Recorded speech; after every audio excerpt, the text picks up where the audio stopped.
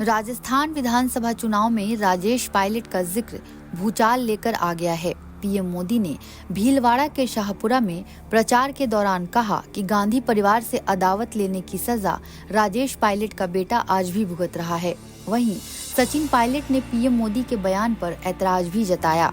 सचिन पायलट का दावा है कि पीएम मोदी का बयान तथ्यों से परे है।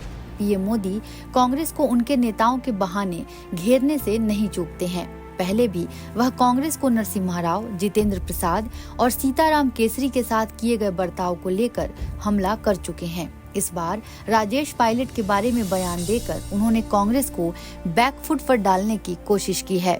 इस राजनीतिक बहस में यह जानना जरूरी है कि आखिर राजेश पायलट के साथ कांग्रेस ने ऐसा क्या किया था जिसने पीएम मोदी को हमले का मौका दे दिया। कांग्रेस नेता राजेश पायलट की खासियत थी कि वह मुद्दों को लेकर पार्टी और सरकार के खिलाफ हमेशा मुखर रहे। उन्होंने अपने राजनीतिक जीवन में कई बार कांग्रेस हाईकमान को अपने तेवर दिखाए, मगर पार्टी नहीं छोड़ी। राजीव गांधी की सलाह पर राजेश पायलट ने राजनीति में कदम रखा। 1980 में पहली बार भरतपुर से लोकसभा का चुनाव लड़े और सांसद बने। 1984 में उन्होंने दौसा को अपना चुनाव क्षेत्र बनाया और फिर लगातार उस सीट से ही सांसद चुने गए। जून 1991 में नरसिम्हा राव की सरकार बनी तो राजेश पायलट आंतरिक सुरक्षा और संचार मंत्री बनाए गए। उन दिनों में पायलट गांधी परिवार के करीबी माने जाते थे।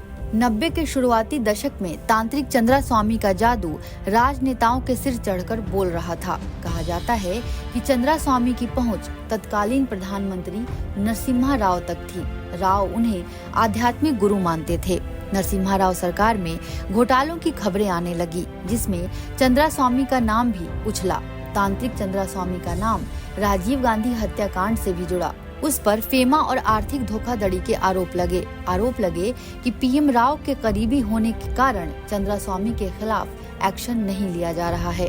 बतौर आंतरिक सुरक्षा मंत्री राजेश पायलट ने चंद्रास्वामी के खिलाफ जांच शुरू कराई, जिसके बाद उसे जेल जाना पड़ा। 1996 के आम चुनाव में कांग्रेस हार गई और पार्टी में कलह शुरू हो गई। नरसिम्हा राव ने कांग्रेस अध्यक्ष पद भी छोड़ दिया।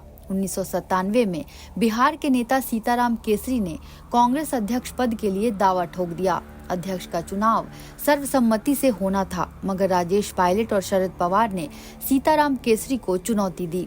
राजेश पायलट और पवार चुनाव हार गए। इसके बाद से पायलट केसरी के दौर में अलग थलग पड़ने लगे। पीएम नरेंद्र मोदी ने जिस घटना का जिक्र किया वह सन 2000 की है। 10 साल बाद सोनिया गांधी सक्रिय राजनीति में एक्टिव हुई। सीताराम केसरी को अपदस्थ किया गया। कांग्रेस वर्किंग कमेटी ने सोनिया को अध्यक्ष बनाने की कवायद शुरू की। तब राजेश पायलट, पीए संगमा और शरद पवार जैसे दिग्गज नेताओं ने खुले तौर से वंशवाद की राजनीति का विरोध किया था। कांग्रेस पार्टी ने पीए संगमा, तारिक अनवर और शरद पवार को पार्टी से निकाल दिया।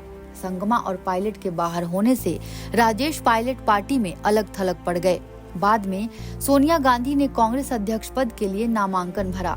गांधी परिवार के करीबियों को उम्मीद थी कि सोनिया गांधी को कोई कांग्रेसी चुनौती नहीं देगा। तब उत्तर प्रदेश के नेता जितेंद्र प्रसाद ने भी आखिरी दिन नामांकन कर दिया। जितेंद्र प्रसाद यूपी के शाहजहांपुर से सांसद थे। कांग्रेस छोड़कर बीजेपी में शामिल होकर मंत्री बनने वाले जितेंद्र प्रसाद उन्हीं के बेटे हैं। सोनिया समर्थक नेताओं की अपील के बाद भी जितेंद्र प्रसाद चुनाव मैदान में बने रहे, लेकिन इस चुनाव में उनकी हार हुई। सन 2000 में राजेश पायलट की सड़क हादसे में मृत्यु हो गई, मगर वंशवाद और गैर गांधी कांग्रेस अध्यक्ष की वकालत करने के कारण यह माना गया कि राजेश पायलट गांधी परिवार से दूर हो चुके थे। तब यह भी चर्चा थी कि अगर पायलट जिंदा रहते तो कांग्रेस अध्यक्ष का चुनाव जरूर लड़ते। 2020 में जब सचिन पायलट ने बागी तेवर दिखाए, तब यह माना जा रहा था कि वह अपने पिता राजेश पायलट के नक्शे कदम पर चल रहे हैं। नेतृत्व का विरोध करेंगे, मगर पार्टी में रहते हुए। फिलहाल राजस्थान चुनाव में पायलट के साथ अन्याय का जिक्र छेड़कर पीएम मोदी ने नया मुद्दा ही गढ़ दिया है। एनबीटी ऑनलाइन की रिपोर्ट।